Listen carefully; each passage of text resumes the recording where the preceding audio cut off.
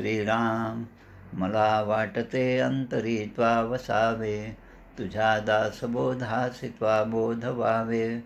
अपत्या परिपाववी प्रेमग्रासा, महाराज या सद्गुरु रामदासा. श्रीराम. जय जय रघुवीर समर्थ. श्रीकृष्ण गोविंद हरे मुरारे, हे नाथ नारायण वासुदेव, प्रद्युम्न दामोदर विश्वनाथ, मुकुंद विष्णुर्भगवन् नमस्ते. सच्चिदानन्दरूपाय विश्वोत्पत्त्यादिहेतवे, तापत्रय विनाशाय श्रीकृष्णाय वयं नमः. कृष्णाय वासुदेवाय हरये परमात्मने, प्रणतक्लेशनाशाय गोविंदाय नमो नमः.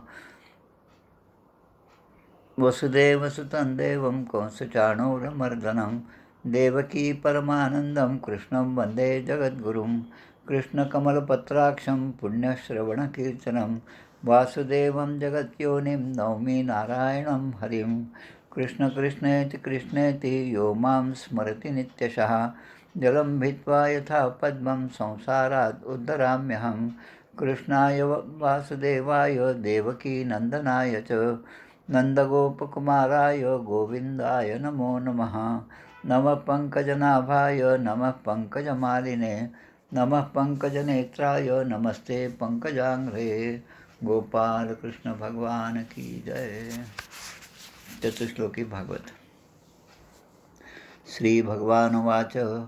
ज्ञानं परमगुह्यं मे यद्विज्ञानसमन्वितं, सरहस्यं तदङ्गं च गृहाणगजितं मया. यावानहं यथा भावो यद्रूपगुणकर्मकः, तथैव तत्त्वविज्ञानमस्तु ते मदनुग्रहात्. अहमेवासमेवाग्रे नान्यं यदसत्सर्वं परं, पश्चादहं यदेतच्च यो वशिष्येत सोऽस्म्यहं. वृतेर्थं यत् प्रतीयेत् न प्रतीयेत् चात्मनि, तद्विद्यादात्मनो माया. यथा भासो यथा तमः, यथा महान्ति भूतानि भूतेषु चावचेष्वनु. प्रविष्टान्यप्रविष्टानि तथा तेषु न त्वेषोऽहम्. एतावदेव जिज्ञासं तत्त्वजिज्ञासुनात्मनः, अन्वयव्यतिरेकाभ्यां यत् स्यात् सर्वत्र सर्वदा. एतमन्तं समातिष्ठ परमेण समाधिना, भवान् कल्पविकल्पेषु न विमुह्यति कदाचित्. गोपाल कृष्ण भगवान की जय. अवतरणिका तृतीय स्कंदाच. तृतीय स्कंद प्रथमोध्याय. उद्धव विदुर भेट होय. कृष्ण बालक्रीडा सांगता होय. उद्धव द्वितीयोध्यायी. तृतीय अन्यलीला चरित्र. विदुर मैत्रेय भेट चतुर्थ. मैत्रेय सांगे विदुराप्रत सृष्टिक्रम पंचमोध्यायी. षष्ठी विराट शरीर उत्पत्ति. सप्तमी प्रश्न. अष्टमी ब्रह्मोत्पत्ति. नवमी विधिद्वारा हरिस्तुति. दशमी सृष्टी कथा दशविध. मन्वंतर काल विभाग वर्णन तो एकादश महान. द्वादश सृष्टी विस्तारण. वाराह अवतार त्रयोदश. चतुर्दशी दिती गर्भधारण. पंचदशी जय विजय शाप वर्णन. षोडशी त्यांचे पतन. सप्तदशी जय हिरण्याक्षाचा. अष्टादशी हिरण्याक्ष वाराह युद्ध. 19वी हिरण्याक्ष वध. 20वी विधिसृष्टी नानाविध. 21वी कर्दम तपश्चर्या. कर्दम देवहूती विवाह चतुर्दशी.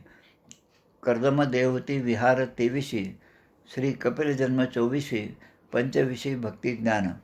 26वी भिन्न तत्वोत्पत्ती. 27वी प्रकृती पुरुष योगे मुक्ती.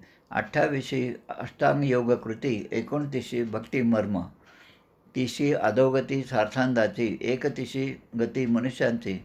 32वी धूम्र अर्चिर भक्तियोगाची. 33वी मोक्ष देवहूतीचा. गोपाल कृष्ण भगवान की जय. आपल्या आता मुख्य अध्यायाला सुरुवात करण्यापूर्वी आजचा दिवस चैत्र शुद्ध षष्ठी शके 1945. आपण जेव्हा सज्जनगडावर जातो सातारा स्टेशनवरून उतरून, तेव्हा बसने रिक्षाने जात असताना मध्ये कृष्णा नदीचा संगम लागतो. कृष्णा आणि वेण्णा नदीचा संगम. उजव्या बाजूला जेव्हा आपण पाहतो तेव्हा त्या ठिकाणी मोठं एक छान महादेवाचं मंदिर आहे, काशी विश्वनाथाचं मंदिर. आणि डाव्या बाजूला खूप अशी झाडी आहे. कृष्णा नदी जी पुढे वाहत जाते त्या काठावर माहुली संगम किंवा क्षेत्र माहुली या ठिकाणी श्री कृष्णदास महाराज म्हणून होऊन गेले. त्यांची त्या ठिकाणी समाधी आहे. महाबळेश्वरामध्ये जशी मोठमोठी झाडं असतात आणि खूप छान वृक्षराजी आहे, त्याचप्रमाणे या कृष्णदास महाराजांच्या त्या संगमाजवळच्या समाधीजवळ, समाधी मंदिराजवळ खूप छान असा निसर्ग आहे. मागे श्री ग्रंथराज दासबोध पारायणाच्या निमित्ताने आम्ही 4-5 जण त्या ठिकाणी होतो. श्री बसव गोणावरकर होते, मला वाटतं कपाळे पण दोघे होते आणि मी, असे 5 जण आम्ही त्या ठिकाणी होतो. कृष्णदास महाराज जे आहेत ते आत्ता होऊन गेले, म्हणजे आज 108वी त्यांची पुण्यतिथी आज त्या ठिकाणी साजरी होत आहे. तिथे जाईपर्यंत कृष्णदास महाराजांबद्दल मला काहीच कल्पना नव्हती. पण जेव्हा सगळं वाचत गेलो तेव्हा कृष्णदास महाराजांचा शिष्य परिवार हा अकोल्यामध्ये आहे हे मला नंतर समजलं. अकोल्यामध्ये असणाऱ्या टिळक राष्ट्रीय शाळा किंवा सरस्वती विद्या मंदिर हे जे आहेत हे त्या कृष्णदास महाराजांच्या शिष्यांनी स्थापन केलेलं ही शाळा अकोल्यामध्ये आजही कार्यरत आहे. स्वदेशी भावना घेऊन आणि स्वातंत्र्याच्या चळवळीत भाग घेतलेले असे कृष्णदास महाराजांच्या शिष्यांपैकी हा एक मठच आहे अकोल्यामध्ये, असं म्हणायला हरकत नाही. त्या कृष्णदास महाराजांचं खूप चांगलं असं चरित्र आहे. त्यांचं आयुष्य फक्त 34 वर्ष आणि काही महिने एवढंच होतं. आजच्या दिवशी त्यांनी त्या ठिकाणी देह ठेवला आणि श्री समर्थ सज्जनगड किंवा श्री रामदास सज्जनगड या नावाने त्यांना जेवढं म्हणून भिक्षेमधून काही आलं असेल, एखादं भांडं आलं, काही तांब्या आला किंवा काही वस्तू आली, तर त्यावर ते नाव लिहायचे आणि गडावर नेऊन ते समर्थांना समर्पण करायचे. आणि रामदासा वाचवा मला, देहबुद्धीपासून वाचवा, असं ते म्हणायचे. तुकाराम महाराजांचं एक अभंग याच्यामुळे त्यांचं पूर्ण जीवन बदललं. मुळामध्ये ते शिक्षकी पेशाचे होते. सांगलीकडे, कोल्हापूरला अशा अनेक ठिकाणी त्यांनी शिक्षक म्हणून काम केलेलं आहे. आणि शिक्षणाच्या व्यतिरिक्त ते मुलांना सगळ्या समर्थांचं जे काही वाङ्मय आहे ते सगळे समजावून सांगायचे.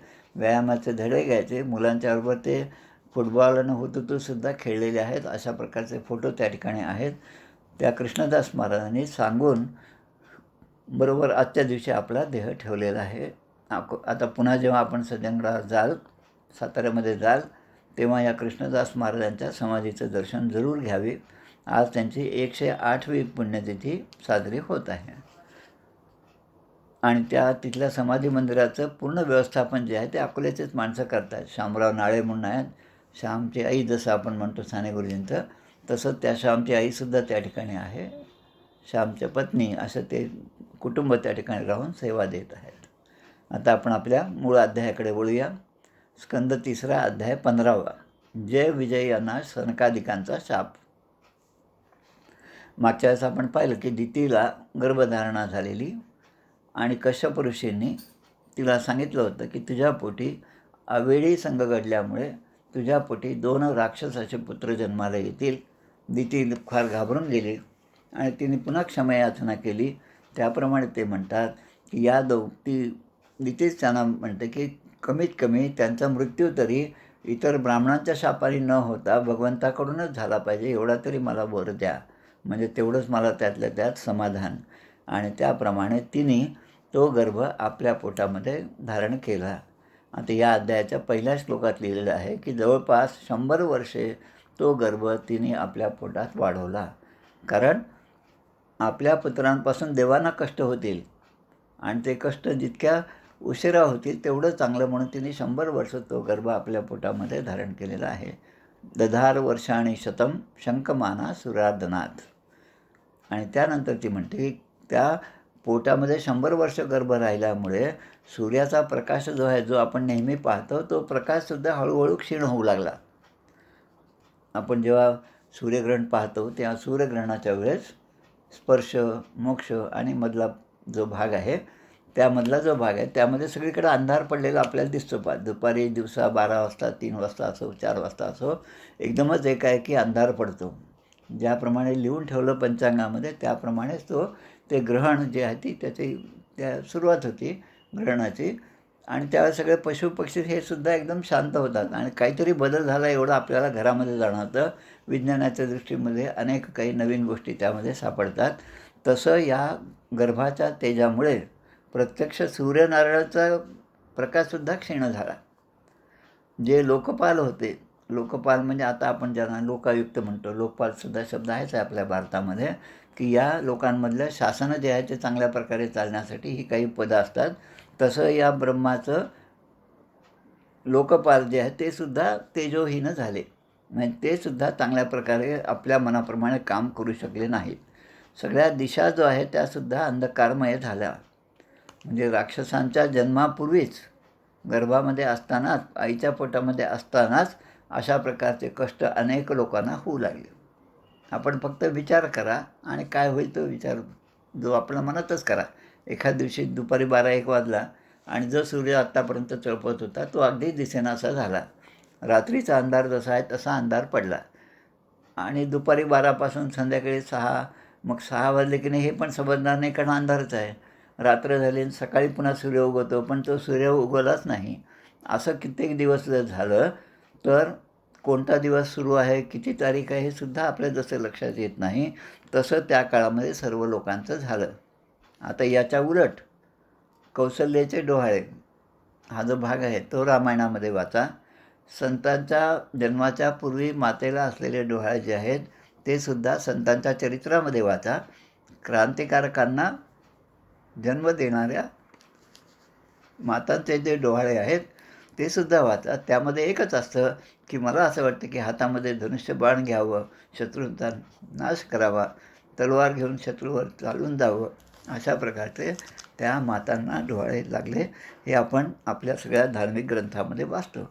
आणि इथे मात्र उलटं आहे की हे पोटामध्ये असताना सगळीकडे लोकपाल तेजोहीन झाले, सगळीकडे अंधार झाला, अशी परिस्थिती आहे.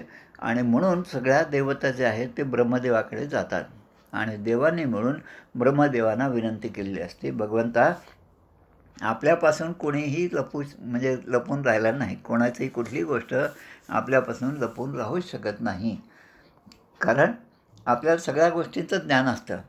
जसं आता आम्ही तो पाहतोय, विष्णू पुराण चालू आहे, त्यामध्ये बळीराजाने तो यज्ञ केला आणि त्या ठिकाणी वामन अवतार त्या ठिकाणी प्रगट झाला आणि वामनाने भिक्षेसाठी म्हणून 3 पाळ जमीन जी आहे ती मागितलेली आहे.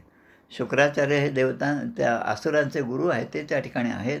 त्यांना लक्षात येतं की हा खरा वामन हा जो मुलगा बटू दिसतोय तो नाही, पण देवांनी कपट केलेला आहे. म्हणून त्या शुक्राचार्य जे आहे त्या झारीमध्ये जाऊन बसतात आणि संकल्पासाठी जे बळीराजाला हातावर पाणी सोडायचं असतं ते पाणी काही येत नाही. पण जसं आत्ता मी म्हणलं की कोणतीच गोष्ट आपल्यापासून लपून राहू शकत नाही. म्हणजे त्याच भगवंताने, वामन रूपात असणारे भगवंत आणि आदिनारायण यांनी जाणलं की हे काय झालं ते, आणि त्यांच्या लक्षात आलं की त्या झारीमध्ये ते शुक्राचार्य लहान रूप घेऊन अडकून राहिलेले आहेत आणि त्यामुळे पाणी काही बाहेर येत नाही. म्हणून भगवंतांनी, म्हणजे त्या वामन भगवंतांनी दर्भाने त्याला टोचल्याबरोबर त्यांचा एक डोळा तो रक्तबंबाळ झाला आणि त्यामुळे लगेच तिथून पाणी यायला लागलं. तर सर्व लोकांचा मुकटपणे असणारे आपण, जगाची रचना करणारे आपण आहेत, की सगळ्यांच्या अंतरंगातले भाव आपण जाणता. असे असल्यामुळे ते सगळ्या देवता म्हणतात की तुम्ही आता आमच्यावर कृपा केली तरच आमचं काही अन्निक जे आहे, जे रोजचं आमचं ब्रह्मकर्म आहे तो आपल्या नियमाप्रमाणे सुरू राहील. अन्यथा केव्हा संध्या करायची हेच नाही समजणार, सकाळ झाली का दुपार झाली का रात्र झाली हे सुद्धा समजणार नाही, एवढा अंधार सगळीकडे निर्माण झालेला आहे. म्हणून तुम्ही आम्हाला तर वाचवा.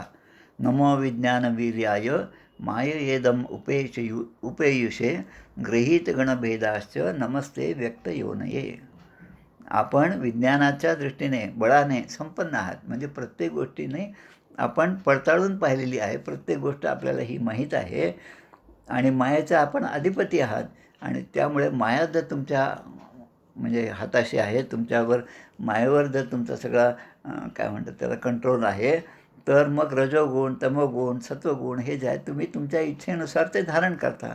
एखादं रूप धारण करणं, एखादा रजोगुण अंगी मांडणं, हे आपण त्याचा स्वीकार केला म्हणून तो आपण रजोगुणी दिसता, तमोगुणी दिसता किंवा सत्वगुणी दिसता. वास्तविक आपण या त्रिगुणांच्या पलीकडे असणारे आहात. जसं की आपल्या जन्माचा किंवा उत्पत्तीचं, म्हणजे आदिनारायणाच्या उत्पत्तीचं कारण कोणाला माहिती आहे? कोणालाच माहीत नाही. आपल्याला जे माहिती आहे ते फक्त ब्रह्मदेवापासून पुढची सृष्टी जी आहे तेवढंच आपल्याला माहिती आहे. तसं या ठिकाणी आपला हा प्रभाव पाहून आम्ही आपल्याला नमस्कार करतो. दोरीने बांधलेल्या बैलाप्रमाणे दोरीने एखादा बैल बांधले किंवा जनावर जर बांधलं आणि त्याच्यावर आपण जे काही काम सांगू किंवा काय पोते ठेवू ते फक्त नेऊन टाकण्याचं ते काम जसं करतात, तसं सगळी प्रजा जी आहे आपल्या वेदवाणीने बद्ध आहे. वेदवाणीने म्हणजे वेदाने सांगितलेलं विधी आणि निषेध हे जे आहे या दोघांचं पालन करणं, जे विधीने सांगितलं आहे ते करणं आणि विधीने जे सांगितलेले नाही ते न करणं, या दोनच गोष्टी ज्यांना समजतात असा ब्राह्मण वर्ग सगळा आहे. आणि त्यांना म्हणजे एका विशिष्ट दिशेने प्रगतीपथावर नेण्याचं काम हे आपल्यामुळेच होतं. म्हणून निर्णयपूर्वक किंवा नियमपूर्वक एखादं कर्माचं अनुष्ठान करणं हे ते करत असतात आणि त्यामुळे आपली एक प्रकारे पूजाच त्यांच्याकडून होत असते. मग ते अनेक कर्म असेल, यज्ञ असेल, नैवेद्य असेल, वैष्णदेव असेल, जे काही असेल ते, पण आपापल्या धर्मानुसार ते आपापलं वर्तन करत असतात. आणि मग त्यामध्ये भगवंत पुन्हा आपल्या गीतेमध्ये म्हणतात, ईश्वर सर्वभूतानां हृदयेर्षेऽर्जुनः तिष्ठति भ्रामयन् सर्वभूतानां यंत्रारूढानि मायया. भ्रामयन् सर्वभूतानि जितनी चावी भरी रामने उतना चले खिलोना. सिनेमातलं गाणं असलं तरी अध्यात्माची पार्श्वभूमी असल्यामुळे आपल्या सगळ्यांना या गाण्याचा अर्थ लगेच लक्षात येतो. कारण काय की यंत्रारूढ आणि माया, ते यंत्र आहे, तो जसा चालवेल यंत्री त्याप्रमाणे ते यंत्र चालत जातं. तसं या ठिकाणी आता मैत्रेय सांगतात की देवांची प्रार्थना ही ऐकली ब्रह्मदेवाने आणि ब्रह्मदेवांना पण सुद्धा हसू आलं आणि ते देवांना म्हणतात, मानसा मे सुता युष्मन् पूर्वजाः सनकादयाः चेरुर्विहायसा लोकान् लोकेषु विगतस्पृहाः. विगतस्पृहाः म्हणजे की ज्यांची स्पृहा विगत म्हणजे निघून गेलेली आहे.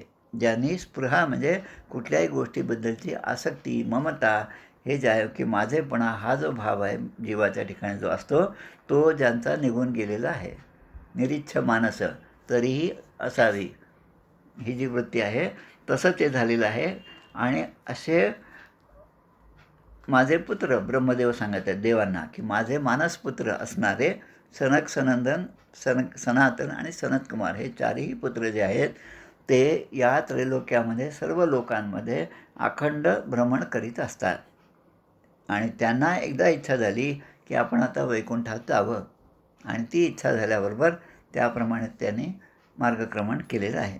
वसंती यत्र पुरुषाः सर्वे वैकुंठमूर्तयः येन्निमित्तनिमित्तेन धर्मेणाराधयन् हरिं.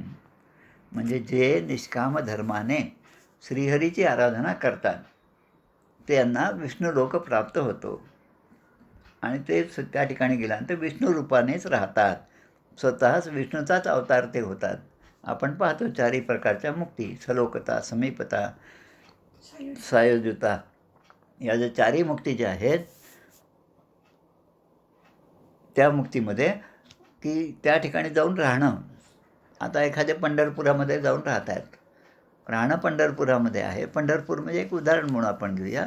आता राहणं पंढरपुरामध्ये असल्यामुळे बाहेरच्या माणसांना आपल्याला असं वाटतं की त्यांच्याकडे गेल्यानंतर कधी त्या टी व्हीमधलं सिरियलच कोणी पाहत नसेल असं आपल्या मनामध्ये येतं. पण तिथे गेल्यावर आपण पाहतो की आपण गेल्यावर तर आपलं स्वागत होत नाही, पण ते म्हणतात थांबा जरा एवढं सिरियल झालं की आपण बोलूया. म्हणजे आपल्याला काय वाटतं आपल्या मनामध्ये की हे भगवंताच्या इतक्या जवळ असूनही हे जर अशा रजोगुणाच्या, तमोगुणाच्या किंवा सत्वगुणाच्या मध्ये अडकलेले असतील तर मग यांचा त्या पंढरपुरामध्ये राहून काय उपयोग, असं आपल्या जसं मनामध्ये येतं तसाच प्रकार या ठिकाणी पुढे झालेला आहे. वसंती यत्र पुरुषाः सर्वे वैकुंठमूर्तयः. मग भगवंताची आराधना करून त्या श्रीहरीची कृपा झाली म्हणून ते विष्णुरूप होऊन तेथे राहतात. मग आता काहीजण तिथे राहतात, काहीजण भगवंताच्या अजून जवळ आहेत आणि काहीजण भगवंताचं रूप घेऊनच राहतात. तसे भगवंताचे पार्षद असणारे जय विजय ते भगवंताचं रूप घेऊनच त्या ठिकाणी आहेत आणि त्यांच्या ठिकाणी जाऊन भगवंताचं दर्शन घ्यावं ही इच्छा या सनकादी ऋषीनं झाली आणि त्यामुळे तिथे जाऊन त्यांना खूप आनंद झाला. आता वैकुंठाचं वर्णन त्या ठिकाणी सांगितलेलं आहे. जसं आपल्या ठिकाणी आता मार्च एप्रिलमध्ये वसंत ऋतू आहे त्याच्यापूर्वी सगळं पानं जे आहेत ते झाडावरती सगळे झडून जातात, सगळीकडे पालापाचोळं आहे. थोडंसं वादळ आलं की ते सगळं पाला उडतो, आपण पाहतो आणि मग काही दिवसांत आपण वाट पाहतो. तसं एकदम एखादा वळवाचा पाऊस पडतो, पाऊस पडले की आपल्याला छानपैकी वास येतो, लगेच आता पुढे पावसाळा चांगला होईल, लगेच अनुमान निघतं. असं होत होत माणूस त्या गोष्टीमध्ये अडकून राहतो आणि एकानंतर एक सुख येईल असं तो वाट पाहतो. आणि मग 1-2 पाऊस झाल्यानंतर पुन्हा पाऊसच येत नाही. म्हणजे ज्या ठिकाणी सुखाची अपेक्षा आहे त्या ठिकाणी दुःख पदरी येतं, ज्या ठिकाणी आनंद लाभेल असं वाटतं त्या ठिकाणी दुःख पदरी येतं. पण हे सगळं योजना जी आहे ती सगळी भगवंताच्या मनाप्रमाणे होत असते. तसं या ठिकाणी वैकुंठामध्ये मात्र कुठलेही ऋतू नाहीत. वसंत ऋतू नाही, ग्रीष्म नाही, काहीच नाही तिथे, शरद ऋतू नाही, काही नाही. तिथे काय की सारखं सगळीकडे एकच एक गोष्ट आहे, त्यामध्ये कुठलाही बदल नाही. 6ही ऋतू जे आहेत ते सदैव संपन्नच असतात. म्हणजे फळाफुलांनी भरलेले आहेत, फुलं सगळीकडे आहेत. पावसाळ्यानंतरच फुलं येतात असं तिथे काही नियम नाही. असं ते वन त्या ठिकाणी आहे. ते कसं आहे की त्या ठिकाणी अजून एक गोष्ट सांगतात तिथली, की ज्यावेळी भ्रमरराज एखादा भुंगा जो आहे तो मोठ्याने गुंजारव करत आहे. कल्पना करा, आता एखादा भुंगा मोठ्याने गर्जना करत आहे, तो गायन करत आहे आणि तो भगवंताच्या कथेचं गायन करत आहे. म्हणजे तो भृंगा किती लहान असतो आणि त्याची भाषा आपल्याला समजत नाही, म्हणून त्याचा नुसता आवाज आपल्याला ऐकू येतो, पण तो काय बोलतो हे आपल्याला समजत नाही. ते जर समजलं असतं तर की हा भगवंताच्या कथेचं गायन करत आहे असं ज्यांना समजलं ते कोण, तर कबूतर, कोकिळा, सारस, चकवा, चातक, हंस, पोपट, मोर, म्हणजे हे सगळे पशुपक्षी जंगलामध्ये राहणारे हे ती भाषा समजतात. म्हणून ते स्वतः पुन्हा आपला किलकिलाट करत नाही. म्हणजे इतर पक्षी जे आहेत ना आपला आवाज नेहमीचा जो आहे तो करत नाही. रातकिड्यांचाही आवाज नाही आणि कशाचाच नाही, मोराचा पण आवाज नाही. पण कोणाचा आवाज आहे, त्या एका भ्रमराचा आवाज आहे. कशामुळे? कारण तो भ्रमर जो आहे तो भगवंताच्या हरिकथेचं गुणगान गात आहे आणि हे त्या पशुपक्ष्यांना समजलं. आणि समर्थ म्हणतात, आणि पुरुष होऊनही भ्रमले याचे काय म्हणावे. परनाळी पाहून उचले जीवसृष्टी विवेके चाले, आणि पुरुष होऊनही भ्रमले याचे काय म्हणावे. तसं या ठिकाणी इतर सगळे जे आहेत ते आपला कलकलाट बंद करतात. भागवत कथेमध्ये आपण जातो तिथे आपण पाहतो कथाकार जे आहेत त्या कथेमध्ये खूप तल्लीन झालेले असतात. ते भगवंताच्या यशाचं गुणगान गात असतात, पण ऐकणारे जे आहेत ते त्याच्याशी समरस होत नाहीत. त्यामुळे थोडासा वेळ मिळाला की लगेच शेजाऱ्यांशी ते बोलायला सुरुवात करतात. तसं न होता या ठिकाणी त्या भ्रमराचं गुंजन जे आहे ते ऐकल्याबरोबर इतर पक्षीसुद्धा आपला कलकलाट बंद करतात. म्हणजे हा फरक वैकुंठामधला आणि आपल्या या पृथ्वीवरचा आहे. पृथ्वीवर थोडं भजन सुरू झालं की लोक बाहेर जाऊन येतात, चहा पिऊन येतात, तंबाखू खातात, काहीतरी उद्योग त्यांचे चालू असतात. पण त्या वैकुंठामध्ये कसं आहे ते सांगितलेलं आहे की त्या पद्मपुराण आणि शिवपुराणामध्ये हे सगळे दाखले दिलेले आहेत. मंदार मुकुंद कुरुबो उत्पल चंपकार्ण पुन्नाग नाग बकुल अंबुज पारिजातः, म्हणजे सगळ्या सुगंधी जी फुलं आहेत ते सुगंधी फुलंसुद्धा आपल्या सुगंधाचा विसर पडतो त्यांना. म्हणजे एरवी गुलाब किती छान असतो, पण त्या गुलाबाचा सुगंध, त्या कमळाचा सुगंध हे स्वतःचा सुगंध विसरतात, पण एकाच सुगंधाचा ते आनंद घेत असतात आणि तो सुगंध म्हणजे तुळशीचा सुगंध आहे. म्हणून या ठिकाणी सांगितलेलं आहे की या तुलसी कवचम जे आहे, वेगळं स्तोत्र आहे ते पद्मपुराणात, शिवपुराणामध्ये माझ्या माहितीप्रमाणे पद्मपुराणामध्ये 3 अध्याय फक्त तुळशीच्या बद्दलचे आहेत. तर तुलसी आख्यान जे आहे ते आपण या संदर्भात वाचावं, जे व्यासांनी जन्मेजय राजाला सांगितलेलं होतं. त्यामध्ये काही बहुतेक महिलांनी हे वाचलेलं असतं, तुम्हाला जास्त पाठ असतं आमच्यापेक्षा. नित्य करी तुळशी पूजन, स्मरणे संतोष पावे श्रीकृष्ण, तेणे होय सुखसंपन्न, धन्य धन्य भक्त माझा. जो नेहमी तुळशीचं पूजन करतो, स्मरणे संतोष पावे श्रीकृष्ण, तुळशीच्या स्मरणाने सुद्धा भगवान श्रीकृष्णाला आनंद होतो. उणे बोले जो तुळशीसी, म्हणजे आता तुळशीला जर कोणी उणं बोललं तर भगवंत सांगतात त्याचा मी करी निर्वंश, श्रीकृष्ण म्हणे उद्धवास असत्य नव्हे कदा काळे. हे काही असत्य नाही, खरं खरं सांगतो की तुळशीला जर कोणी जर बोल ठेवले, नाव ठेवले, तर त्याचा मी निर्वंश करतो. आता भक्ताचं भगवंत राहतात कुठे असा प्रश्न विचार. नाहम वसामी वैकुंठे योगिनाम हृदय रवू मद्भक्ता यत्र गायंती तत्र तिष्ठामि. हा जसा श्लोक आहे तसाच या ठिकाणी सुद्धा एक आहे श्लोक, एक ओवी आहे या तुळशी आख्यानामध्ये. एक ठिकाण भक्ताचे हृदय कमळी. भगवंत कुठे असतात? भक्ताच्या हृदय कमळामध्ये. दुसरे ठिकाण तुळशीजवळी. आणि तिसरे ठिकाण संतांचे मेळी, सत्य जाणं उद्धवा. अशी ओवी त्या ठिकाणी आलेली आहे. आणि म्हणून एक मंत्र पण म्हणला जातो की तुळस्यामृत जन्मासी सदा त्वं केशव प्रिय केशवार्थे विचिन्यामी वरदा भव शोभने. तुळशीचं दल तोडताना सुद्धा हा मंत्र म्हणून आपण त्या तुळशी झाडापासून वेगळ्या केल्या पाहिजे. आणि त्याचा अर्थ असा की ही तुळस कुठून जन्माला आली? समुद्र मंथनाच्या वेळेस जे अमृत पृथ्वीवर पडलं त्यातून ह्या तुळशीचा उदय झालेला आहे. अमृतातून जन्माला आलेले हे तुळशी देवी, ही जी मी तुळस घेऊन चाललं आहे, दुर्वा घेऊन चाललं, दल घेऊन चाललं, फुलं घेऊन चाललं, हे सगळे त्या केशवाच्या पूजेसाठी आहेत. आणि त्यामुळे मी हे तोडून नेत आहे. म्हणून मला तू वरदान दे. आता या ठिकाणी पुन्हा तसा श्लोक येतो.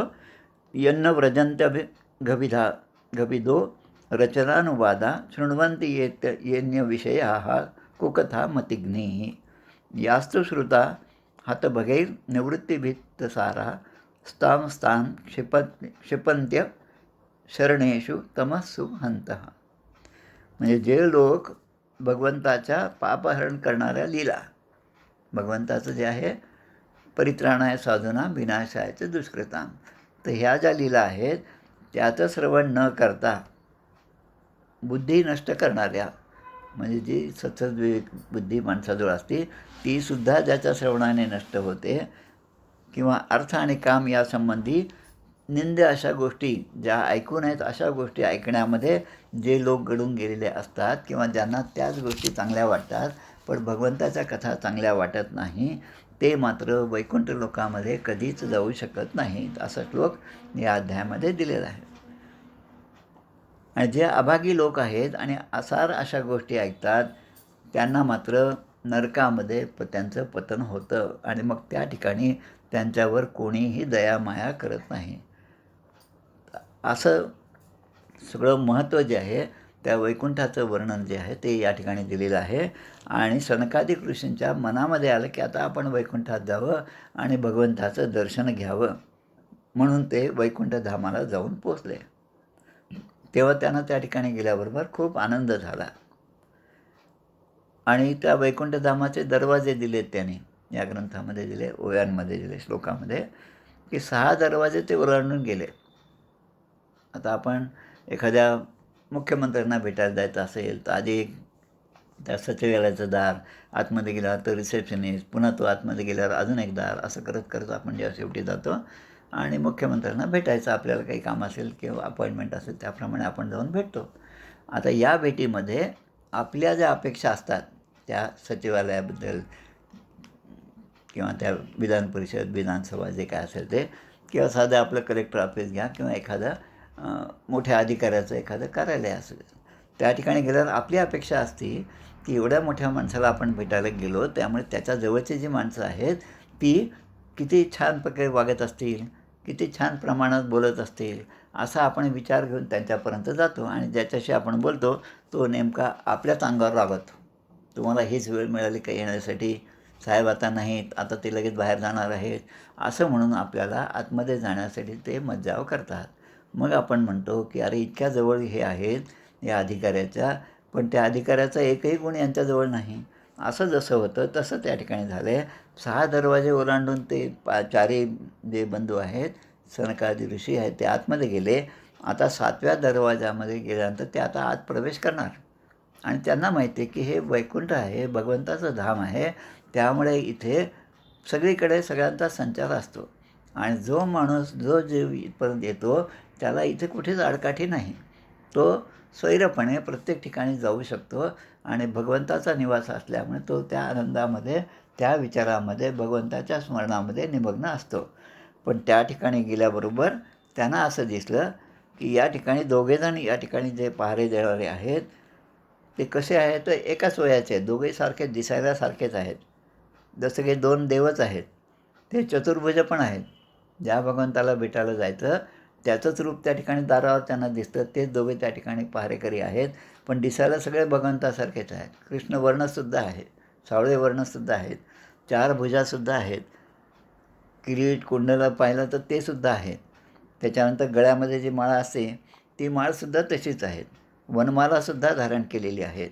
आणि मग फरक काय असेल तर भगवंताच्या चेहऱ्याकडे पाहिल्यानंतर आपल्याला एक समाधान प्राप्त होतं. पण यांच्या चेहऱ्याकडे पाहिल्यावर मात्र समाधान त्यांना प्राप्त झालं नाही. त्याचं कारण ते दोन्ही जे होते ते आपल्या भुवया चढवून होते. म्हणजे काहीतरी रागाने ते आमच्याकडे पाहत होते आणि लालसर डोळे त्यांचे झाले होते, रागीटी चेहरा होता.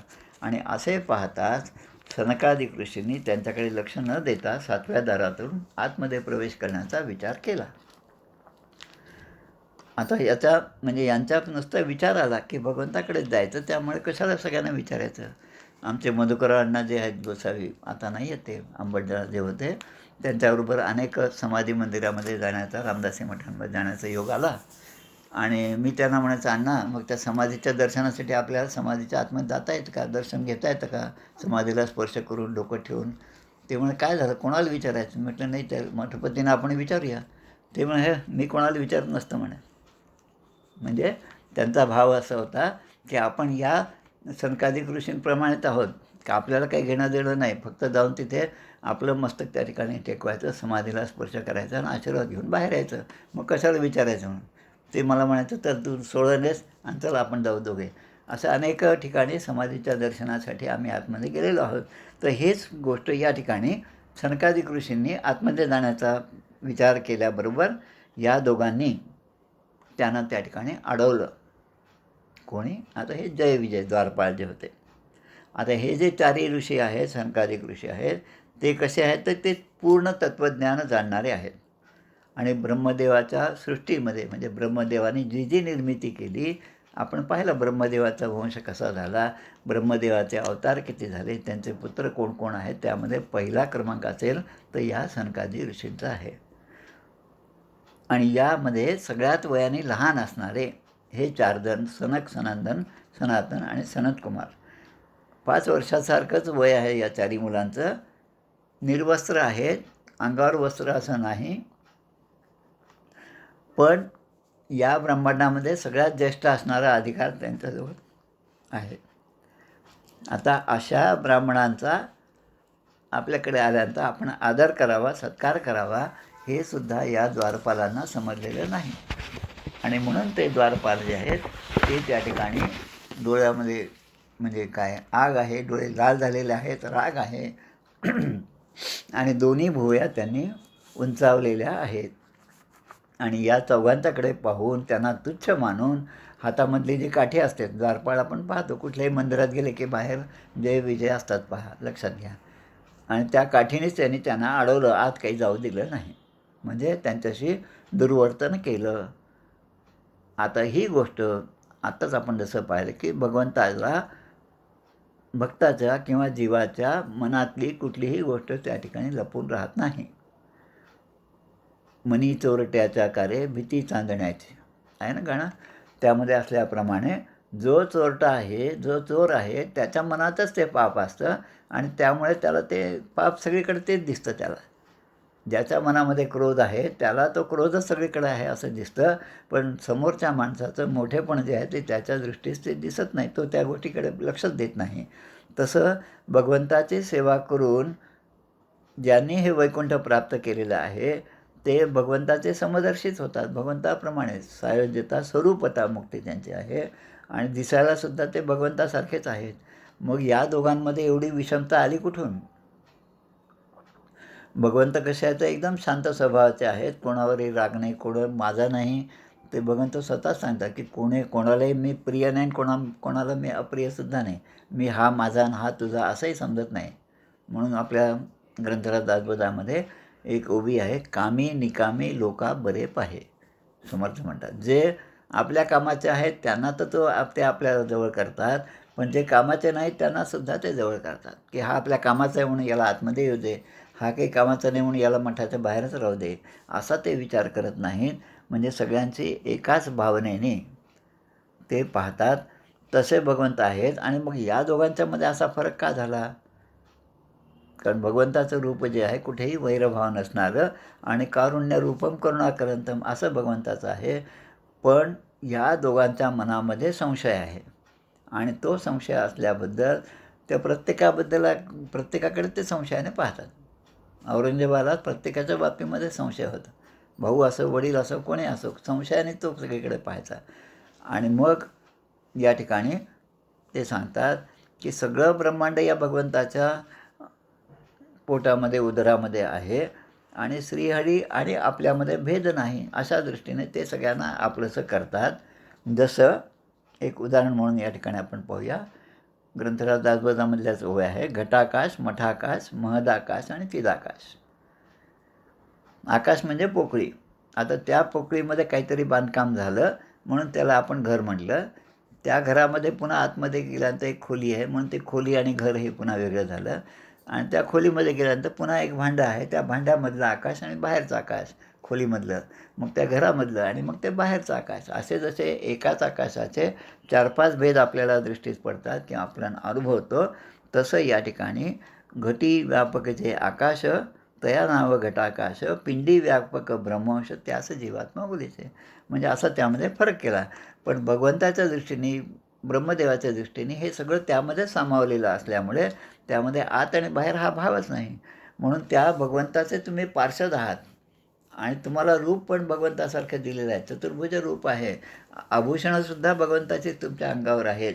आणि मग एवढं असूनसुद्धा तुम्ही असे मंदबुद्धी का, असा प्रश्न या चौघांच्या मनामध्ये आला. म्हणून आता तुमच्यामध्ये हा अभाव दिसणं हे योग्य नाही आणि म्हणून तुम्हाला काहीतरी शिक्षा करायची. आता शिक्षा कशासाठी? की तुम्ही अजूनही भगवंताशी एकरूप झालेले नाहीत, म्हणून तुम्हाला शिक्षा करणं म्हणजे तुमच्यावर आमचा एक तुमचं कल्याणच करणं आहे. म्हणजे आमचं तुम्हाला अनुग्रहच आहे एका प्रकारे, की हा तुमच्यातला दोष हा निघून जावा, म्हणून आम्ही अशा अपराध्यांना दंड देण्याचा विचार करीत आहोत, असा भाव या चौघांच्या मनामध्ये आला. कारण भेदबुद्धीच्या दोषामुळे तुम्ही या वैकुंठापासून दूर जाल आणि पाप योनीत तुमचा जन्म होईल, की जेथे काम, क्रोध आणि लोभ हे 3 शत्रू वास करतात, अशा ठिकाणी तुमचा जन्म होईल, असा शाप जो आहे त्याचा उच्चार या सनकादी ऋषींनी त्या दोघा द्वारपालांना दिला. गीतेमध्ये 16व्या अध्यायामध्ये श्लोक येतो. त्रिविधम नरकस्येदम द्वारम नाशमात्मनः काम क्रोधस तथा लोभस तस्माद एतत्रयम त्यजेत. म्हणून या तिघांचा त्याग करा. दैवी आसुरी संपत्तीमध्ये हा भाग आहे. काम, क्रोध आणि लोभ हे अनर्थाचे मूळ आहेत, नरकाचे दारच आहे आणि म्हणून त्याचा नाश झाला पाहिजे. म्हणून बुद्धिमान माणसाने या तिन्ही दारांचा आहे, कारण त्याच्यामधून प्रवेश झाला की मग अधोगतीला काही वेळ लागणार नाही. मग या सनकादी ऋषींचे हे वचन ऐकलं कोणी? त्या दोन्ही द्वारपालांनी. आणि त्यांना माहीत असतं की हे ब्राह्मणांचा शाप आहे, की ब्राह्मणाचा शाप जे आहे त्याचं निवारण शस्त्राने होत नाही, त्याचं निवारण कशानेच होत नाही. आणि हे ते जाणून होते दोघेजण. म्हणून त्यांनी दीनभावाने हात जोडून त्यांचे चरणच पुन्हा पकडले आणि ते म्हणतात की आमचे स्वामी म्हणजे प्रत्यक्ष भगवंतसुद्धा, श्रीहरीसुद्धा ब्राह्मणाच्या शापाला घाबरतात. हे तर आम्हाला खरं म्हणजे माहीतच आहे. त्यामुळे आता आम्हाला यापासून काही ना काहीतरी सूट मिळावी भगवंताचे पार्षद असल्यामुळे, म्हणून तिथे आमच्यावर तुम्ही दया करा. तुम्ही आम्हाला जो दंड दिला या अपराधाबद्दल तो आम्हाला मान्य आहे, आम्ही खरंच चुकलो आहोत असं त्याने कबुलीसुद्धा दिली, पण आमच्यावर दया करा. आमचा जन्म जरी अधर्मयोनीत झाला तरी आम्हाला भगवंताची स्मृती लोप पावेल असा मोह होणार नाही, असा आशीर्वाद द्या. भगवंताची स्मृती लोप पावेल असा मोह आम्हाला होणार नाही, अशी स्मृती म्हणजे ही आठवण आम्हाला द्या. म्हणजे भगवंताचं स्मरण जे आहे ते अखंड आमच्याकडे राहिलं पाहिजे. पण खूप संपत्ती आली म्हणून भगवंताचं स्मरण आमचं गेलं, भगवंताला आम्ही विसरलो, असं होऊ नये एवढा मात्र आम्हाला तुम्ही आशीर्वाद द्या. आता हेच द्वारपाल पुढे पहा. रावण झाले, कुंभकर्ण झाले. रावणाच्या याच्यामध्ये रावणाची लंका, सोन्याची लंका, म्हणजे एवढा सगळा मोह लोभ सगळा होता. तरी पण त्या रावणाला शेवटपर्यंत आपण जे पाहतो सिरियलमध्ये, उसे राम श्री मत कहो, श्रीमत कहो, म्हणजे नुसता रामाला श्रीराम म्हणलं तरी तो रावण आक्षेप घेत आहे. म्हणजे त्याचं ते स्मरण जे आहे ते गेलं नाही. तर आमची ही स्मृती नाहीशी होणार नाही. जरी आम्हाला लोभ असेल, मोह असेल, क्रोध असेल, तरी आमची स्मृती ती तशीच राहिली पाहिजे. भगवंताची आठवण जी आहे ती आम्हाला अशीच अखंड राहिली पाहिजे, एवढं तुम्ही आम्हाला वरदान द्या. आणि मग सनकादिकांचा अन्याय केला. आता खरं म्हणजे या सनकादिकांचा अनादर केलेला आहे या दोन्ही द्वारपालांनी. हे जेव्हा आतल्या अधिकाऱ्याला समजतं, एखाद्या ऑफिसमध्ये आपण काही बाहेरच्या माणसाचे बोलत असताना ते जर आपल्याशी उद्धत घालत गेले, तर आतला जो माणूस असतो, अधिकारी असतो, त्याच्या कानावर ही बात जाते आणि ती गेल्याबरोबर त्याच्या लक्षात, अरे कोण आलं आहे काय नाही, पाहू आपण. म्हणून तो जसा बाहेर येऊन पाहतो आणि आपल्या परिचयाचेच ग्रहस्थ आलेले आहेत, सज्जन आहेत, आणि आपलीच माणसं त्याला विनाकारण त्रास देतात हे पाहिल्याबरोबर आतला अधिकारी सत्प्रवृत्त, धर्माने वागणारा, सत्वगुणी असेल, तर तो लगेच त्या आपल्या सहचारी जे आहेत, म्हणजे ऑफिसमध्ये काम करणारी जी माणसं आहेत त्यांच्याबद्दल क्षमा मागतो. त्यांच्याबद्दल त्यांच्यातर्फे तो स्वतः त्या ठिकाणी हात जोडून उभा राहतो की आमच्या या लोकांनी अपराध केला, त्यांची क्षमा मागतो तो. तसं इथे या ठिकाणी भगवंत स्वतः लक्ष्मीसहित ते बाहेर आलेले आहेत. आता हे अनपेक्षित होतं या चारी सनकादिक ऋषींसाठी आणि त्या द्वारपालांसाठी. तर ब्रह्मदेव या ठिकाणी सांगत आहेत की माझ्यासाठी, म्हणजे ब्रह्मदेव म्हणतात माझ्यासाठी किंवा महादेवांसाठी आणि या सनकादिक ऋषी, कारण त्यांचे पुत्रच आहेत म्हणून तुमच्यासाठी एवढं सुंदर रूप घेऊन प्रत्यक्ष श्रीहरी बाहेर आलेले आहेत. आणि म्हणून सगळ्यांनी आम्ही त्यांना नमस्कार केला आहे. सनकादिक ऋषींनी मग पुढे भगवंताची स्तुतीसुद्धा केलेली आहे. ती स्तुती याच अध्यायामध्ये 5 श्लोकामध्ये गायलेली आहे. सनकादिक ऋषी म्हणतात, हे अनंता, हे भगवंता, जरी आपण प्रत्येक जीवाच्या आतमध्ये, हृदयामध्ये वास करत असला तरी त्यांना कधीच दिसत नाही. आपल्या सर्वांच्या ठिकाणीच तो आहे. मग पंतप्रधानाच्या ठिकाणी असणार आणि खासदाराच्या ठिकाणी नसणार असा भाव नाही. तोच भगवंत प्रत्येकाच्या ठिकाणी आहे. पण त्यांच्या कर्मानुसार त्यांचं जे पूर्व सुकृत असेल त्याप्रमाणे त्या भगवंताचं प्रगटीकरण एकामध्ये चांगल्या प्रकारे होतं आणि दुसऱ्यामध्ये होतच नाही. किती जरी प्रयत्न केले तरी होत नाही.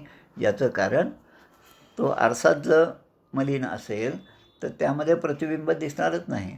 जोपर्यंत त्याच्यावरची धूळ आपण काढत नाही तोपर्यंत आपलं रूप त्यामध्ये स्पष्ट दिसत नाही. तसं भगवंताचं रूप आपल्या हृदयामध्ये असलेलं आपल्याला दिसत नाही, ते प्रगट होत नाही. म्हणून या ठिकाणी ते स्तुती करतात की त्यांना तुम्ही कधीच दिसत नाही, पण ज्यावेळी जे चांगल्या भावनेने आपल्याकडे येतात त्यांच्यामध्ये सुद्धा आपण चांगल्या प्रकारे प्रगट होतात. आता ब्रह्मदेवाने हे जेव्हा सगळं सांगितलं, ब्रह्मदेवाने हे सगळं रहस्याचं वर्णन केलं, तेव्हा सनकादिक ऋषी म्हणतात की आमच्या कानाद्वारे आपली ही सगळी कथा जेव्हा आमच्या कानाद्वारे आमच्या हृदयामध्ये आली, तेव्हा आमच्या हृदयात आपण प्रत्यक्ष प्रगट झालेले आहात. आणि आत्तापर्यंत आम्हाला आपलं दर्शन असं सरळ सरळ झालेलं नव्हतं, पण या ठिकाणी साक्षात दर्शन आणि लक्ष्मीसहित भगवंताचं दर्शन आम्हाला या ठिकाणी झालं. त्यामुळे आम्ही आता धन्य झालेलो आहोत. तसंच गीतेमध्ये सुद्धा म्हटलेलं आहे, सर्वस्य चाहं हृदि सन्निविष्टो मतस्मृतिर्ज्ञानमपोहनंच वेदैश्च सर्वैरहमैव वेद्यो वेदांत कृद्वेद विदैव चाहम. 15व्या अध्यायामध्ये मी संपूर्ण प्राणीमात्रांच्या हृदयामध्ये स्थित आहे. माझ्या प्रभावाने स्मृती, ज्ञान आणि अपोहन म्हणजे संशय इत्यादी दोषांचा नाश होत असतो. संपूर्ण वेदांच्याद्वारे जाणणारा, वेद म्हणजे जाणणे, पण वेदांच्याद्वारे काय जाणायचं तर त्या भगवंतालाच जाणायचं असतं. वेदातील तत्त्वज्ञान जे आहे ते कशासाठी, की एक निर्णय घेण्यासाठी माणसाला, की कोणत्या परिस्थितीमध्ये काय केलं पाहिजे हा निर्णय घेण्यासाठी वेदांच्या ऋचांचा अर्थ हा सगळ्यांनी समजून घेतला पाहिजे. आणि वेद ज्यांना प्रमाण म्हणजे वेदांचं प्रामाण्य जे आहे ते जो भगवंत आहे तोच आहे आणि तोच मी आहे असं भगवंत सांगतात. तसं या ठिकाणी भगवंतांनी या सनकादिक ऋषींना या वैकुंठामध्ये दर्शन दिलेलं आहे. याप्रमाणे हा जो अध्याय आहे 15वा अध्याय या ठिकाणी पूर्ण होतो आहे. इथे श्रीमद्भागवते महापुराणे पारमहंस्यां संहितायां तृतीयस्कंदे जयविजयो सनकादिकशापो नाम पंचदशोऽध्यायः. श्रीकृष्णार्पणमस्तु. आता पुढच्या अध्यायामध्ये पहा म्हणजे किती सिस्टमॅटिक एकानंतर एक लॉजिकल आहे असं वाटतं. पहिल्यांदा काय वाटलं, आपण एक अध्याय पाहिला की ज्यामध्ये वराह अवतार झाला आणि पाण्यामधून जाऊन त्या पृथ्वीला घेतला आणि त्या पाण्याच्या वर आणून तिला स्थित केलं. आणि नंतर या वराहाचा जन्म कसा झाला, दितीच्या गर्भामध्ये वराह कसे हे राक्षस कसे जन्म झाले, म्हणजे अशा प्रकारे. म्हणजे जेव्हा आपण एखादी कथा सांगतो किंवा कथा ऐकतो, सिनेमातसुद्धा फ्लॅशबॅक जे दाखवतात ना ते याच पद्धतीचे असतात. ती एखादी गोष्ट ते सांगतात आणि मग त्यामध्ये जे माणसाला प्रश्न येतात त्या प्रश्नाची उत्तरं ते पुढे सांगतात. तसेच हे 3-4 अध्याय या ठिकाणी दिलेले आहेत. आता या जयविजयांचं या सनकादी ऋषींच्या शापाने वैकुंठातून पतन झालं. हा अध्याय आता पुढचा 16वा अध्याय आहे. तो आपण आता पुढच्या शुक्रवारी पाहू आपण. गोपाल कृष्ण भगवान की जय.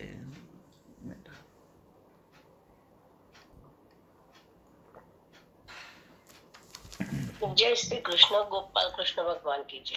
जय हो जय श्री भागवता, आरती करी तुझ भगवंता.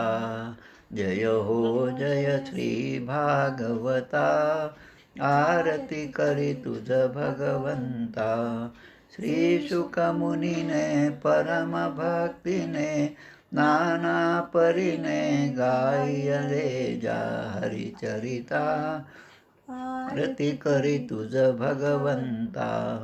वेद तरुचे मधुर फळ, स्वादुरसे जे सोज्वळ.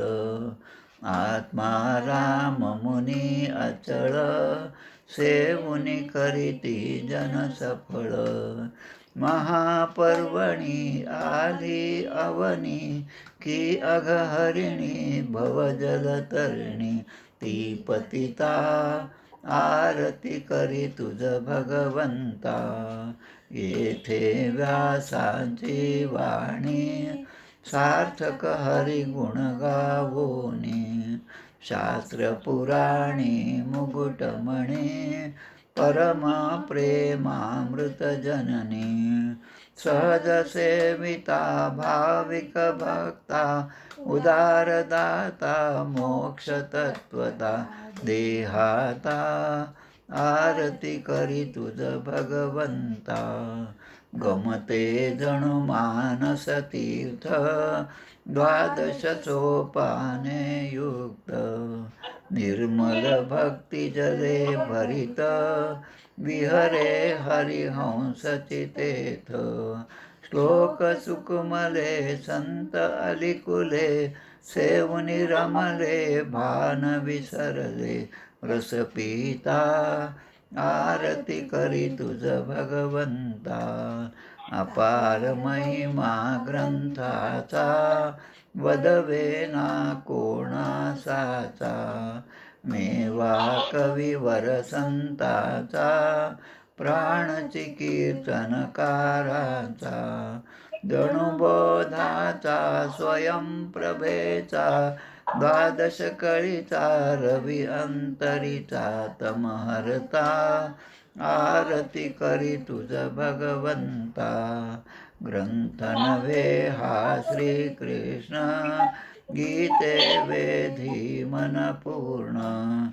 अनन्य होता या शरण, खचित टळे जन्म मरण. त्रिताप जाती चिरये शांती, नाथ ही वदती रामपदी ठेवी माता. आरती करी तुझ भगवंता. जय हो जय श्री भागवता, आरती करी तुझ भगवंता. गोपाल कृष्ण भगवान की जय. जय जय रघुवीर समर्थ.